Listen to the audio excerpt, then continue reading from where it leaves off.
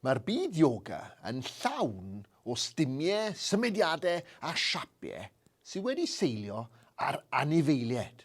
Felly beth am i ni fynd i fyd yr anifeiliaid nawr wrth i ni newid siapiau'r corff? Bydd rai anifeiliaid i ni'n gyfarwydd yn nhw, rai ffrwfflyd hyfryd i ni'n licio i cael o'n cwmpas ni adre. Bydd ambell anifel ddim yn rai i ni moyn yn agos o gwbl at ein cartre. Dechreuwn ni gyda'r llygoden. Un swyl yw'r llygoden. Mae hi'n codi ei phen i weld os yw'n saff. Cyn ffoi nôl i'w den. Mae'r gath yn osgeiddig wrth ymestyn ei phawen. Ac wedyn, mae'n camu'n ei blaen fel brenhines lawen.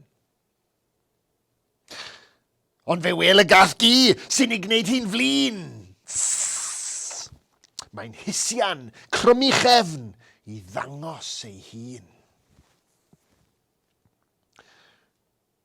Mae'r ci yn ysgwyd ei gynffon yn hapus i gyd. O! Mae hefyd yn neud pipi ar y stryd! Nesa, i ni mynd draw i'r India bell.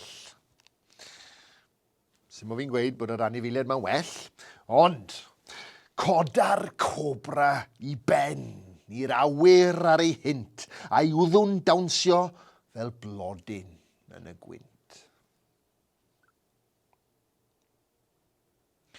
I'r môr a ni nesa. Un cyfrwys yw'r siarc.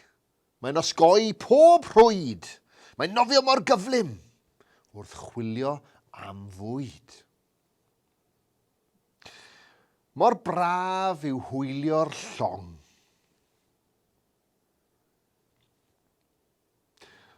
Ond, o na!